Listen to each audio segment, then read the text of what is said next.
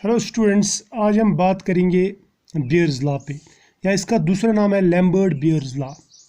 तो ये Lambert bears law मैं आपको समझाता हूँ है क्या। देखो, इससे पहले हमने सिर्फ लैम्बर्ट्स लॉ लिया था, उसमें हमने डिस्कस किया था सिर्फ लेंथ ऑफ मीडियम, यानी decrease in intensity of light with length of medium, with increase in length of medium, ये किया था हमने डिस्कस। आज हम कुछ दूसरा देखते हैं। देखो, लैम्बर्ट के बाद में और एक साइंटिस्ट आया बियर, उसने कहा कि जो लाइट है जब हम किसी मीडियम के थ्रू पास करते हैं तो ये लाइट जो है ये इसकी इंटेंसिटी यानी नंबर ऑफ वेव्स या रेज जो इस पे पड़ती हैं वो यहाँ से कम निकलती है। और कितनी कम निकलेंगी वो डिपेंड करेगा दो चीज़ों पे। किस किस पे डिपेंड करेगा? एक तो डिपेंड करेगा वो लेंथ पे, यानी हम कितनी लेंथ में इसको पास कर रहे हैं।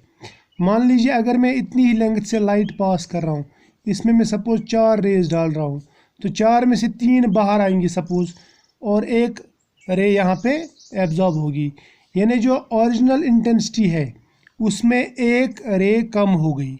इसको बोलूँगा मैं, ये जो यहाँ से बाहर निकली ना, इसको बोलूँगा मैं ये ट्रांसमिटेड इंटेंसिटी है, आई टी बोलूँगा, इसको बोलूँगा मैं आई ओरिजिनल, ये याद रखना। अब यहाँ पे 3 आ गए। अगर मैं अब इस मीडियम की जो लेंथ है, जो एब्जॉर्बिंग मीडियम है, इसकी अगर मैं लेंथ बढ़ा देता हूँ और यहाँ पे मैं सपोज़ 4 रेज इस पे डाल रहा हूँ, 4 में से यहाँ पे सिर्फ 2 ही बाहर आएंगी, यहाँ पे 2 एब्जॉर्ब होंगी, जबकि यहाँ पे एक ही एब्जॉर्ब हुई थी। यहाँ पे ज़्यादा एब्जॉर्ब क्यों हुई? क्योंकि यहाँ पे जो मीडियम की जो लेंथ है वो हमने बढ़ा दी। मीडियम के लेंथ के बढ़ाने से क्या होता है? देखो, मीडियम की लेंथ के बढ़ाने से क्या होता है, जो मीडियम में एब्जॉर्बिंग पार्टिकल्स होते हैं यानी लाइट एब्जॉर्बिंग स्पीशीज़ जो रहते हैं इसमें, वो ज़्यादा हो जाएंगे। कैसे? देखो, इसके रास्ते में सपोज़ 10 पार्टिकल्स पड़ रहे थे, अब अगर आप इसका मवाजना करेंगे इसके साथ, इसका कंपैरिजन, इसके रास्ते में 10 के बजाय 20 पार्टिकल्स पड़ेंगे। समझ में आया ना? क्योंकि इसकी हमने लेंथ बढ़ा दी तो नंबर ऑफ पार्टिकल्स यहाँ पे ज़्यादा आएंगे इस रास्ते में, इस पाथ पे। एक बात, सो मैं ये कहूँगा कि decrease in intensity of this light depends on length of medium, इस लेंथ को बोलूँगा मैं एक्स, ठीक, ये तो इस पर डिपेंड करता है।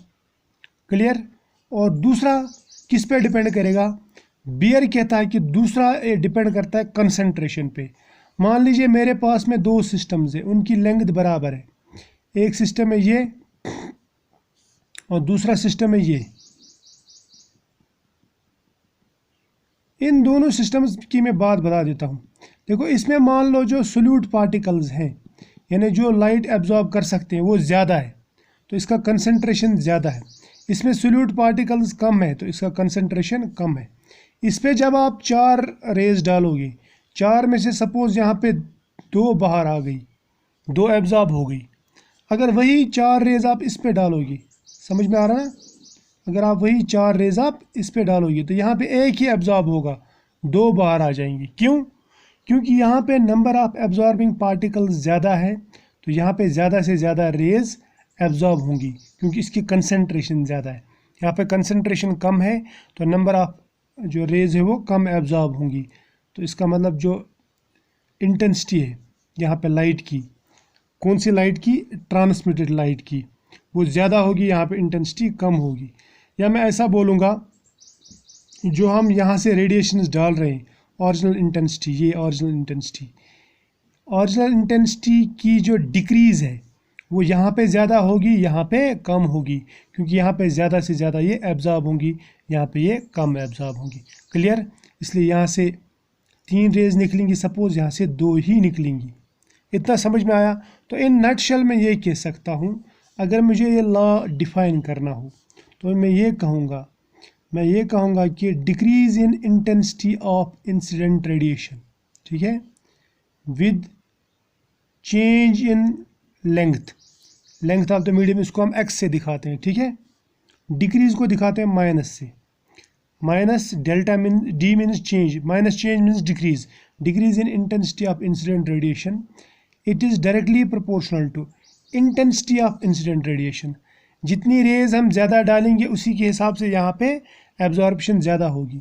और दूसरा, it also is directly proportional to concentration of the medium. समझ में आया? ये है बियर्स लॉ। अगर आपको इसको डिफाइन करना हो तो आप कैसे डिफाइन करेंगे? It can be defined as, या it can be defined like this. When a monochromatic light, याद रखना मोनोक्रोमेटिक सिंगल वेवलेंथ की बात कर रहे हैं। Monochromatic light is passed through an absorbing medium that decrease in intensity of incident radiation या light with change in length of the medium is directly proportional to intensity of original light यानी incident light and concentration of medium। या मैं इसको इस तरीके से बोलूँगा, अगर थोड़ा सा गोल मोल करके बोलेंगे, मैं इसको थोड़ा सा मॉडिफाई करके बताता हूँ, उसके बाद में बताऊँगा मैं आपको। यहाँ पे लिखूँगा मैं ऐसे -di divide by D X is equal to K, लिखूँगा मैं के प्राइम लिखेंगे, ताकि लैम्बर्ट वाले के से इसको डिफरेंशिएट करेंगे। ठीक है, के क्या है? प्रोपोर्शनलिटी कांस्टेंट, आई है intensity and C is concentration. समझ में आया? आप इसको स्मॉल सी लिख सकते हैं। और अगर मैं इसको रीअरेंज करूँ तो मैं क्या कहूँगा? मैं कहूँगा ऐसे -di, ये आई इधर लेके आओ, divide by I is equal to K dash X सी।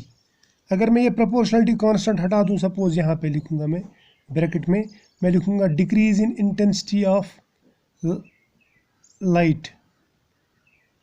समझ में आया ना? It is directly proportional to length of medium and concentration of medium। इतना समझ में आया ना? ये दूसरा फॉर्म है।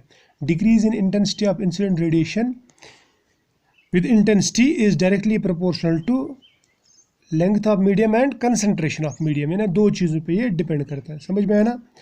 लेकिन लाइट कौन सी होनी चाहिए? मोनोक्रोमेटिक। चलो, अब ये जो इक्वेशन है ना, इसको मैं नाम रखूँगा, ये है इक्वेशन नंबर 1। इसको हम सॉल्व करेंगे, राइट। इसको मैं ऐसे भी लिख सकता हूँ, माइनस इधर ले जाएंगे, ये बन जाएगा D I by I is equal to, ये सॉरी ये एक्स नहीं है, डी एक्स, क्योंकि डी एक्स है ना इधर, तो डी एक्स है। ये is equal to K D X C, या मैं लिखूँ के सी डी एक्स। क्लियर? ये ध्यान में रखना, मगर माइनस, क्योंकि माइनस हम इधर लेके गए, तो ये हमारी बन गई इक्वेशन नंबर 2। यहाँ तक ठीक है? चलो, तो ये थी इक्वेशन नंबर 2। ठीक है, इस इक्वेशन को हम गौर से देखेंगे। इसमें क्या होता है? इसमें जो हमने इस साइड में लिया ना, इसमें लिया इंटेंसिटी, डिक्रीज इन इंटेंसिटी या चेंज इंटेंसिटी विद इंटेंसिटी। ठीक है, और इस साइड में लिया हमने के प्राइम, ये कांस्टेंट है, और सी जो है ना, सी ये कंसंट्रेशन ऑफ सिस्टम है। ये तो कांस्टेंट ही रहेगी, ये चेंज नहीं होगी, ये फिक्स रहेगी। लेकिन लेंथ चेंज होती है। देखो, जब लाइट पास होती है ना, यहाँ पे इसने इस रीजन में, जब ये मीडियम स्टार्ट हुआ, यहाँ पे कितनी लेंथ इसने क्रॉस की? 0। मैं बोलूँगा x इज इक्वल टू 0। जब ये पूरा सिस्टम क्रॉस करेगी, यानी इसने x लेंथ क्रॉस की, मैं बोलूँगा यहाँ पे x is equal to x। अब जब ये मिडल में होगा तो यहाँ पे x कितना है? x इज इक्वल टू कितना है? Half, 1/2x। क्लियर? इतना ध्यान में रखना। समझ में आया? तो यहाँ पे चेंज लेंथ हो रही है, कंसंट्रेशन चेंज नहीं होगी। अब इसको करेंगे हम इंटीग्रेशन, इंटीग्रेट करेंगे तो कैसे होगा? हम इंटीग्रेशन करेंगे D I by I equal to minus K, तो कांस्टेंट है, ठीक, कंसंट्रेशन भी कांस्टेंट है, फिक्स है ना। चेंज क्या हो रहा है? सिर्फ लेंथ। मैं लिखूँगा डी एक्स। समझ में आया?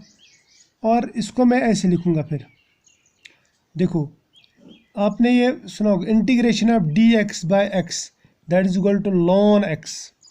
तो डी आई बाई आई किसके बराबर आएगा? वो आएगा लॉन आई। तो यहाँ पे आएगा ln I equal to minus K prime C, right. और यहाँ पे x, डिफ्रेंशिएशन इंटीग्रेशन कट, यहाँ पे सिंपल डिफ्रेंशिएशन है, x प्लस आएगा एक, मैं बोलूँगा इंटीग्रेशन कांस्टेंट एक, उसको रखेंगे, सपोज हम नाम कुछ भी रखो, सपोज ए रख देता हूँ मैं नाम, ठीक है। इंटीग्रेशन कांस्टेंट ए क्या है? Integration constant. अब ध्यान देना, देखो फिर से मैं बोल रहा हूँ, साइड में लिखेंगे में हम, ये है मीडियम। जब हम यहाँ से इंटेंसिटी स्टार्ट करते हैं ना, इट इज़ ओरिजिनल इंटेंसिटी, ठीक है। यहाँ से स्टार्ट करते हैं, जब यहाँ पे पहुँचेगा दीवार के पास, तो हमने कितना मीडियम क्रॉस किया, 0, यानी x इक्वल टू 0। लेकिन जब लाइट इधर पहुँचेगी, इधर इधर यहाँ बाहर इस तरफ दूसरी तरफ, तो x इक्वल टू x, यानी हम x लेंथ क्रॉस किए।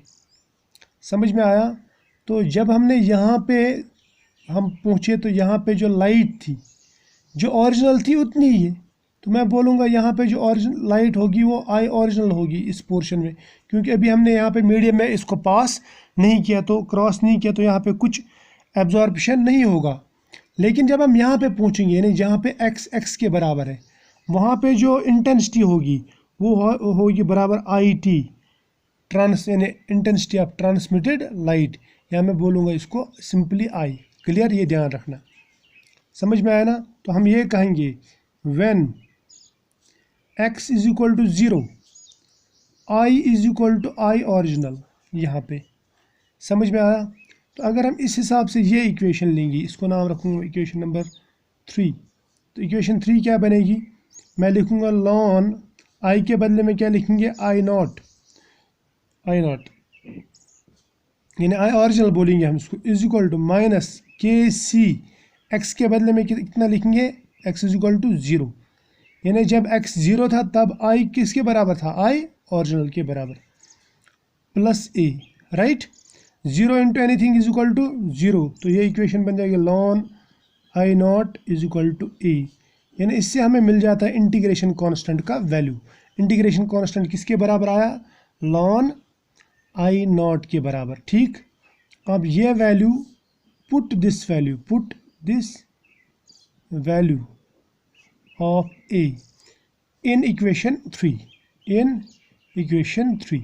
तीसरी इक्वेशन में इसको रख देंगे।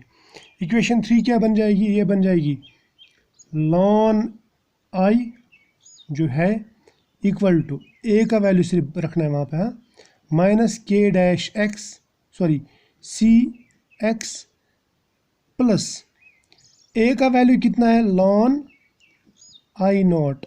इतना क्लियर है? हाँ, ये देखना है हमें।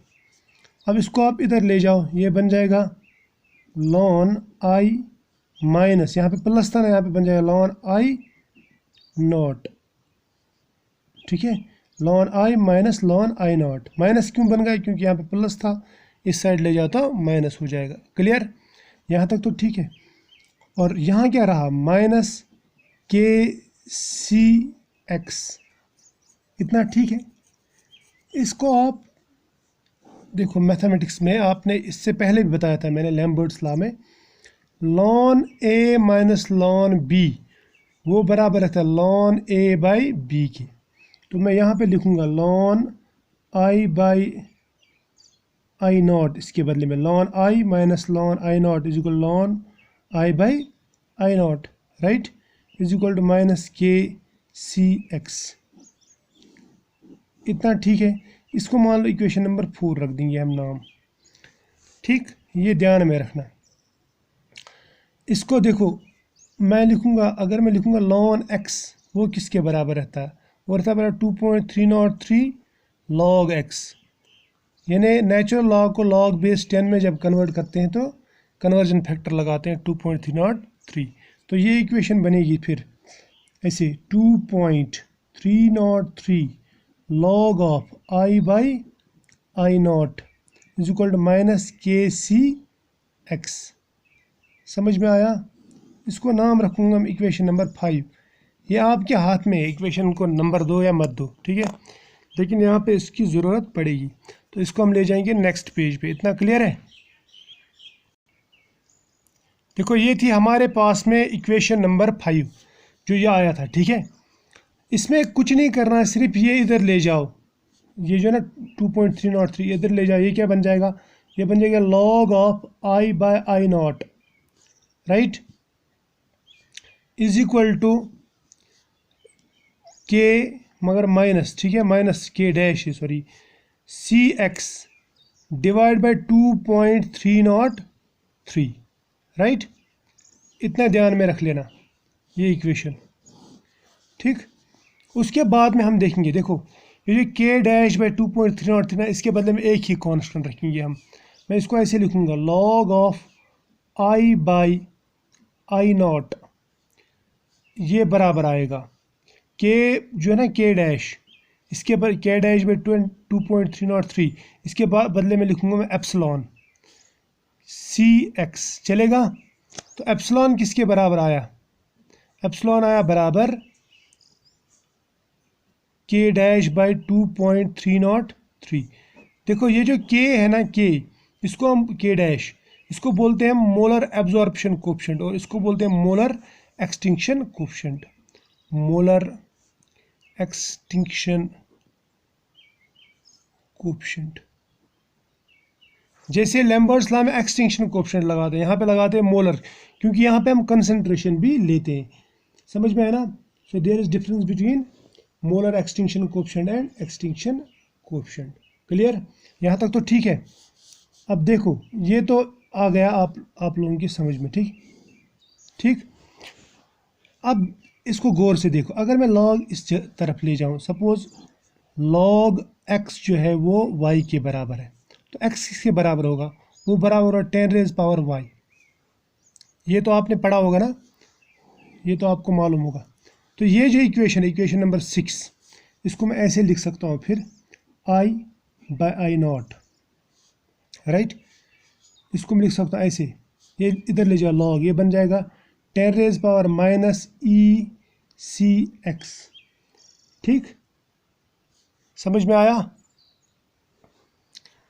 यहाँ तक तो ठीक है। इसको आप ऐसे भी लिख सकते हैं, देखो I जो आएगा, I इंटेंसिटी ऑफ ट्रांसमिट, ये IT है एक्चुअली, ट्रांसमिटेड लाइट की इंटेंसिटी, वो बराबर होगी I नॉट, इसको इधर ले जाओ, I not into 10 rays power क्या बनेगा, 10 rays power minus epsilon CX। ये E क्या है, ये एप्सिलॉन क्या है, it is molar extinction coefficient, ठीक है। समझ में आया इतना, ये तो क्लियर है ना यहाँ तक। और मोलर एक्सटिंक्शन कोफिशिएंट किसके बराबर रहता है, ये बराबर है k बाई 2.303 के बराबर, यानी molar extinction coefficient of a solution बोलूँगा मैं, ठीक। अब यहाँ से लेके ऊपर से लेके यहाँ तक देखो, जितने भी है ना, इवन की इक्वेशन नंबर 4 से लेके यहाँ तक जो भी ये इक्वेशन है, these are different forms of Beer Lambert's law. ये देखो ये जो लॉ है ना, ये बोलता है कि जब आप एक मीडियम के थ्रू लाइट पास कराते हो, ये तो है ओरिजिनल इंटेंसिटी, यहाँ से जो आती है, यहाँ से जो निकलते हैं इसको बोलते हैं आई। ये जो ट्रांसमिटेड इंटेंसिटी है वो बराबर रहेगी, ओरिजिनल इंटेंसिटी कितनी है इंटू 10 रेज़ पावर माइनस, यानी मोलर एक्सटिंक्शन कोफिशिएंट कितना है इसका, और कंसंट्रेशन और लेंथ कितना है मीडियम का, यानी मीडियम में क्षमता कितनी है एब्जॉर्ब करने की, उसकी कंसंट्रेशन कितनी है और उसका लेंथ कितना है, उस पर डिपेंड करेगा, ठीक है।